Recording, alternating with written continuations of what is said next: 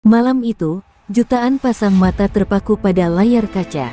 Di sebuah studio televisi, Sultan Bahar, seorang politisi senior dan sahabat lama mendiang Bung Karno, duduk dengan wajah penuh keyakinan. Suasana tegang menyelimuti ruangan saat pewawancara menatapnya dengan penuh harap.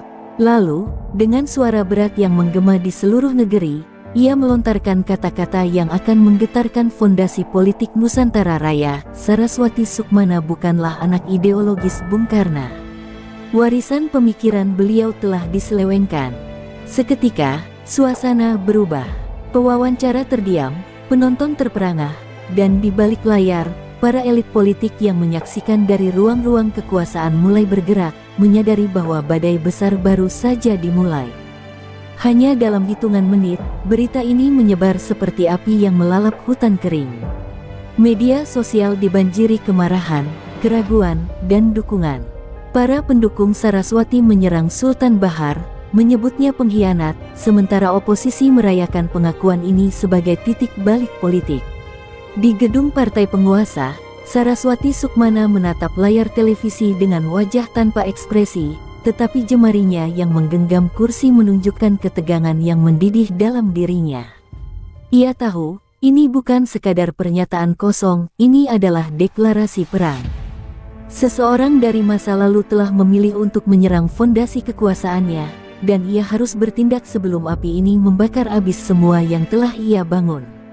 Di tempat lain, seorang jurnalis investigatif bernama Rahmat Darmawan menerima sebuah pesan anonim, "Jika kau ingin tahu kebenaran tentang Bung Karno, temui aku besok di tempat biasa." Rahmat, yang telah lama mencurigai ada sesuatu yang tersembunyi dalam sejarah partai penguasa, merasakan darahnya berdesir.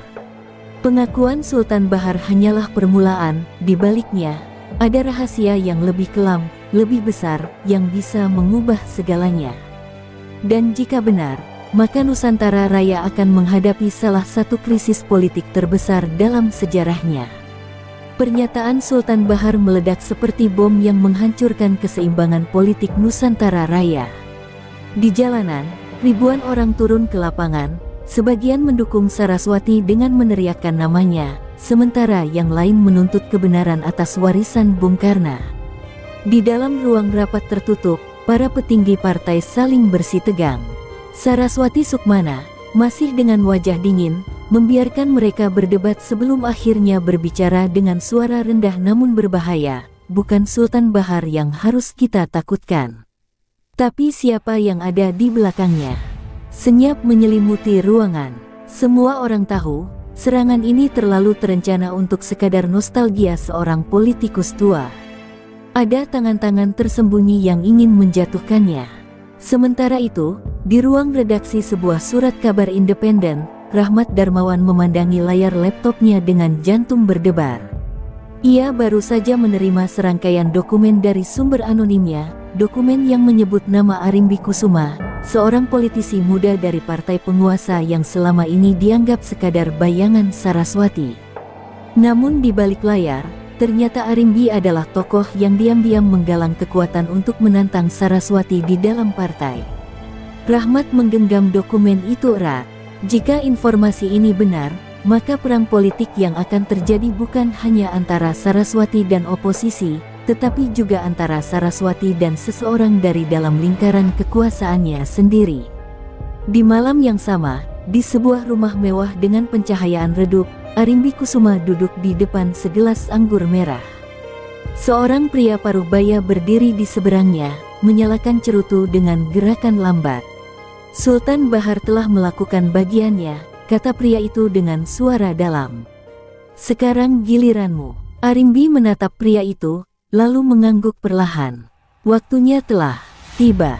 Selama ini, ia hanya bayangan Saraswati, tetapi bayangan bisa tumbuh dan menelan pemiliknya jika saatnya tepat.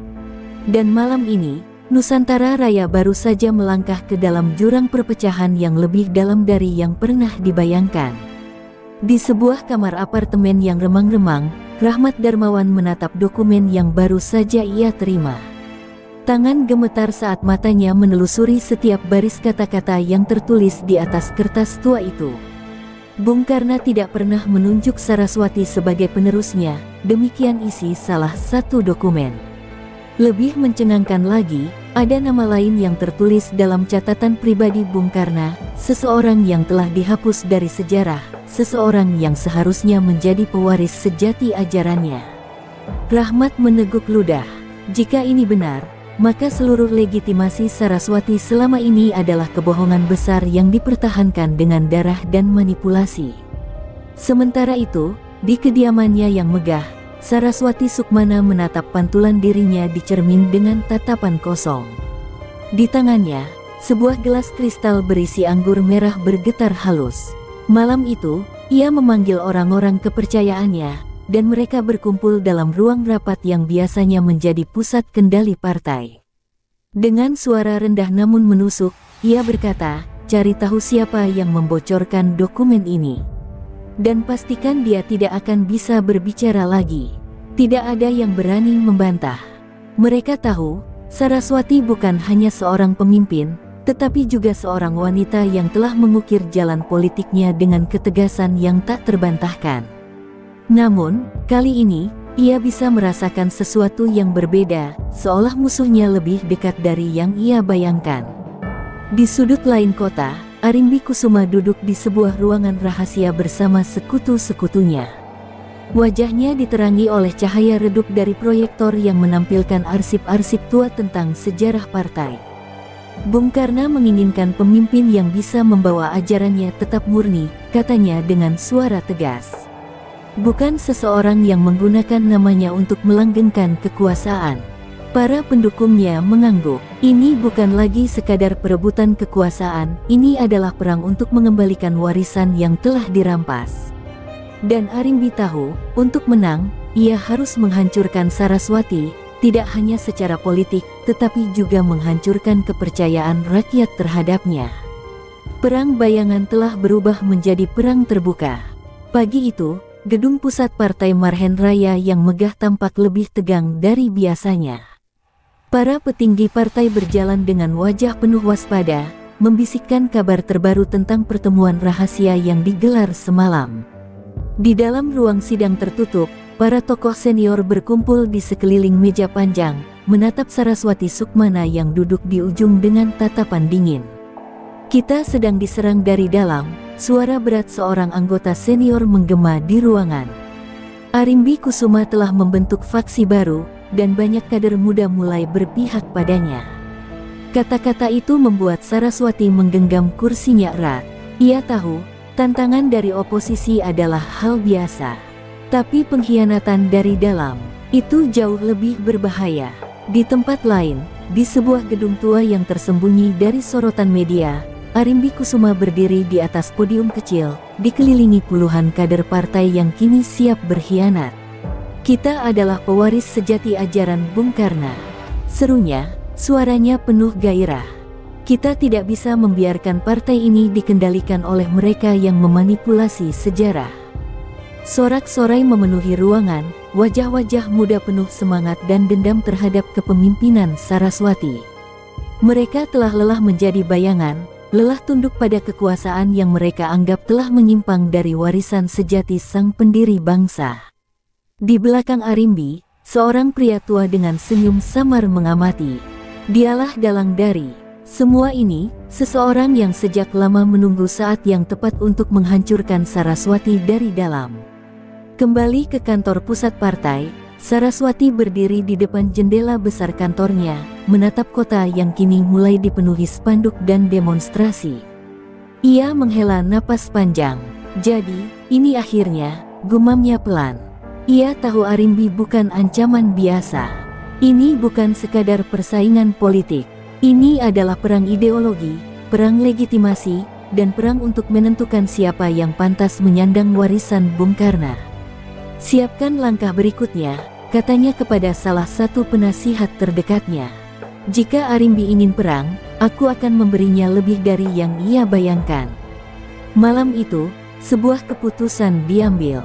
Keputusan yang akan mengubah nasib partai, dan mungkin, seluruh Nusantara Raya. Malam itu, di sebuah kafe tua yang nyaris tak berpenghuni, Rahmat Darmawan duduk di sudut ruangan, menunggu dengan gelisah. Hujan gerimis membasahi jendela, menciptakan bayangan kabur di kaca yang memantulkan lampu jalan. Lalu, seorang pria tua dengan mantel hitam memasuki kafe, langkahnya berat, seakan membawa beban sejarah. "Kau ingin tahu kebenaran?" Suaranya parau, penuh luka masa lalu. Pria itu meletakkan sebuah amplop coklat di atas meja, lalu berbisik lirih, "Bung Karno tidak pernah berniat mewariskan partainya kepada Saraswati. Ada seseorang lain yang telah dipersiapkan, tapi ia dihancurkan sebelum sempat berdiri." Rahmat merasakan bulu kuduknya meremang. Perlahan, ia membuka amplop itu dan menemukan sesuatu yang mengejutkan, dokumen rahasia yang mencatat bahwa Bung Karno pernah menulis surat wasiat politik untuk seseorang yang namanya telah dihapus dari sejarah. Di kediaman pribadinya, Saraswati Sukmana berdiri di hadapan sekelompok orang kepercayaannya. Wajahnya tampak lebih letih dari biasanya, tapi matanya tetap penuh keteguhan. "Mereka ingin menjatuhkan aku dengan cerita lama," katanya dingin. "Tapi mereka lupa, aku sudah mengubur kebenaran itu jauh sebelum mereka menyadarinya." Beberapa orang di ruangan itu saling bertukar pandang, menyadari bahwa sang pemimpin mereka tidak akan tinggal diam. Saraswati tahu, rahasia yang ia sembunyikan selama ini mulai terkuak. Tapi sebelum semuanya lepas kendali, ia harus memastikan satu hal, siapapun yang menggali masa lalu itu tidak boleh hidup cukup lama untuk mengungkapkannya. Malam itu, perintah diberikan, dan bayang-bayang kekuasaan mulai bergerak dalam senyap. Sementara itu, di sebuah apartemen kecil yang gelap, Arimbi Kusuma membaca sebuah dokumen dengan rahang mengeras. Itu adalah catatan asli wasiat Bung Karno yang selama ini tersembunyi. "Jadi, ini alasannya," bisiknya lirih, matanya menyala penuh kemarahan. Saraswati tidak hanya merebut partai ini, ia telah menyingkirkan seseorang yang seharusnya menjadi pewaris sejati ajaran Bung Karno. "Aku tidak akan membiarkan sejarah dipalsukan lagi," katanya dengan suara tegas. Di tangannya, ia menggenggam sebuah ponsel, siap menghubungi seseorang yang bisa membantunya menyebarkan kebenaran. Namun, sebelum ia sempat menekan tombol panggil, lampu di apartemennya tiba-tiba padam, dan suara langkah kaki terdengar mendekat dari balik pintu. Mata Arimbi melebar, permainan telah berubah menjadi lebih berbahaya dari yang ia perkirakan. Arimbi Kusuma berdiri kaku di dalam apartemennya yang kini gelap gulita. Detak jantungnya berpacu saat suara langkah kaki semakin dekat. Dengan cepat, ia meraih dokumen wasiat Bung Karno dan menyelipkannya ke dalam mantel. Brak, pintu tiba-tiba didobrak, dan dua pria bertubuh kekar masuk tanpa suara. Mata mereka dingin, penuh niat membunuh. Ibu Saraswati mengirim salam, salah satu dari mereka berbisik sebelum menyerang. Namun Arimbi sudah siap. Dengan gerakan cepat, ia menendang meja ke arah mereka dan berlari ke balkon. Tanpa berpikir panjang, ia melompat ke atap bangunan sebelah, jatuh berguling di atas permukaan basah. Nafasnya tersengal, tapi ia masih hidup, dan itu cukup untuk saat ini.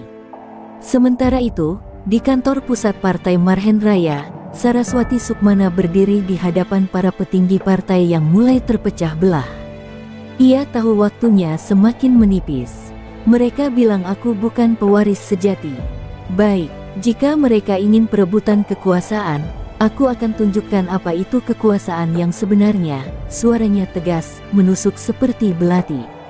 Malam itu, ia mengumumkan reorganisasi besar-besaran dalam partai, menyingkirkan semua loyalis Arimbi dan menggantinya dengan orang-orang yang hanya setia padanya. Surat pemecatan, ancaman hukum, bahkan laporan skandal yang dibuat-buat mulai bermunculan untuk menghancurkan lawan-lawannya.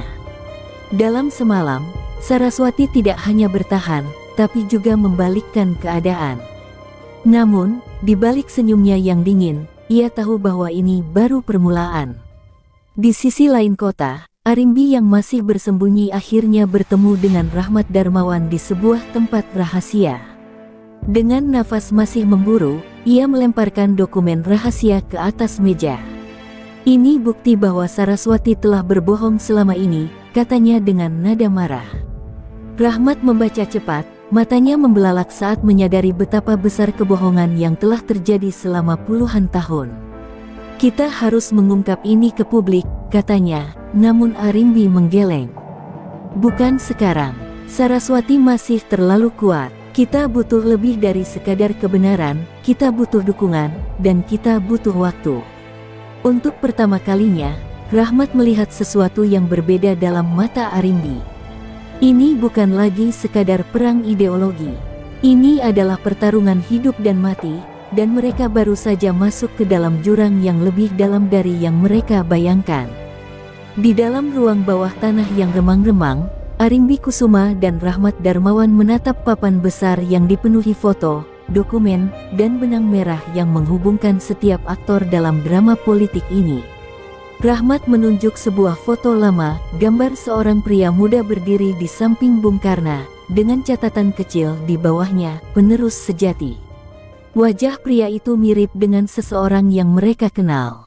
Ini dia, gumam Arimbi, orang yang seharusnya menjadi pewaris partai. Namun, jejaknya menghilang bertahun-tahun lalu. Apakah ia telah dibunuh? Atau masih hidup dalam bayang-bayang? Jika mereka bisa menemukan sosok ini, mereka bisa membalikkan keadaan. Tapi sebelum mereka bisa melangkah lebih jauh, sebuah ledakan mengguncang bangunan itu. Boom! Dinding retak, debu berhamburan. Seseorang telah menemukan mereka. Di balik meja kerjanya yang megah, Saraswati Sukmana mendengarkan laporan dari anak buahnya dengan ekspresi tanpa emosi. Mereka lolos, kata pria bersetelan hitam itu dengan suara datar. Saraswati tidak menjawab, hanya menatap secarik foto Arimbi yang mulai tersebar di media sosial dengan tajuk pemberontak atau penyelamat. Publik mulai terbelah. Semakin banyak yang mempertanyakan legitimasi kekuasaannya. Saraswati menghela napas pelan, lalu mengangkat teleponnya. Aktifkan rencana darurat, katanya singkat. Ia tahu, ini bukan lagi sekadar perang propaganda. Ia harus menghabisi Arimbi sebelum gadis itu menemukan sesuatu yang bisa benar-benar menghancurkannya. Malam itu, sekelompok orang bayangan dikirim untuk memburu Arimbi. Di jalanan yang kini tak lagi aman, Arimbi dan Rahmat berlari tanpa arah, mencari perlindungan.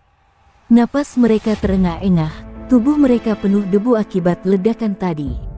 Kita tidak bisa terus bersembunyi, teriak Rahmat. Kita harus melawan. Arimbi menoleh padanya, matanya penuh api perlawanan. Kita butuh satu hal lagi sebelum kita bisa melawan Saraswati. Rahmat mengernyit. Apa? Arimbi menarik napas dalam, lalu berkata, pelan, kita harus menemukan penerus sejati Bung Karna, sebelum mereka menemukannya lebih dulu. Di kejauhan, suara sirene dan langkah kaki semakin mendekat.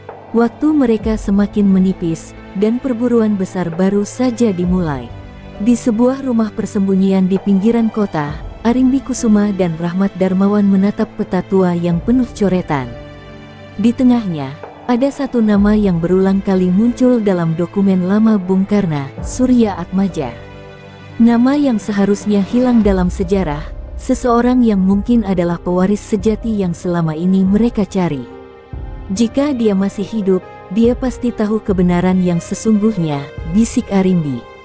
Rahmat mengangguk, tapi sebelum mereka bisa merencanakan langkah selanjutnya, suara ketukan keras menggema di pintu. Jantung mereka berdegup kencang. Mereka menemukanku, Arimbi berbisik. Dalam hitungan detik, kaca jendela pecah, dan tembakan mulai menghujani rumah kecil itu. Di sisi lain kota, Saraswati Sukmana duduk di dalam mobil hitam yang melaju di jalanan malam. Seorang pria di kursi depan berbicara melalui radio, mereka sudah terkepung. Tinggal tunggu perintah. Saraswati mengangkat ponselnya, mendengar suara seseorang di ujung sana. Jangan bunuh mereka. Bawa Arimbi hidup-hidup, katanya dengan nada dingin. Ia tahu Arimbi semakin dekat dengan sesuatu yang bisa menggoyahkan kekuasaannya. Jika gadis itu berhasil menemukan Surya Atmaja, semua akan berakhir. Aku harus menemui seseorang, lanjutnya, lalu memutus panggilan. Malam itu, mobilnya meluncur ke sebuah tempat rahasia, menuju seseorang yang selama ini berada di balik semua konspirasi ini. Di tengah hujan peluru, Arimbi dan Rahmat berusaha meloloskan diri melalui pintu belakang. Tapi para pengejar mereka terlalu banyak. Ketika jalan keluar hampir tertutup, tiba-tiba sebuah motor besar berhenti di depan rumah, dan seorang pria bertopeng menarik mereka ke atas kendaraan. Pegang erat, suaranya berat dan tegas. Arimbi tak punya pilihan selain menurut, sementara Rahmat melompat ke belakang mereka. Motor itu melaju dengan kecepatan tinggi, meninggalkan kejaran di belakang. Saat akhirnya mereka berhenti di sebuah gang gelap, pria bertopeng itu menatap mereka tajam. Perlahan, ia melepas helmnya, menampakkan wajah yang keras, penuh bekas luka. Arimbi tertegun. "Kau," suaranya nyaris berbisik. Pria itu menatapnya dalam. "Aku Surya Atmaja," katanya. "Dan aku sudah menunggumu sejak lama." Di dalam gudang tua yang tersembunyi di pinggiran kota, Surya Atmaja menatap Arimbi Kusuma dan Rahmat Darmawan dengan ekspresi tajam. Wajahnya penuh guratan waktu, tapi sorot matanya masih menyala dengan bara perjuangan yang tak pernah padam. "Kalian berisiko besar dengan mencariku," katanya dengan suara rendah. Arimbi menelan ludah, lalu mengulurkan dokumen yang selama ini ia cari. "Kau adalah pewaris sejati ajaran Bung Karno. Ini buktinya." Surya menghela napas panjang, menatap dokumen itu tanpa menyentuhnya. "Itu tidak penting lagi. Warisan sejati bukan tentang siapa yang ditunjuk, tapi siapa yang berani memperjuangkannya."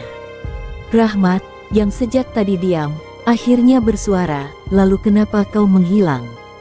Kenapa membiarkan Saraswati mengambil semuanya?" Surya menatap mereka lama sebelum akhirnya berbicara. "Karena aku dikhianati," katanya lirih. "Saraswati bukan sekadar penerus palsu.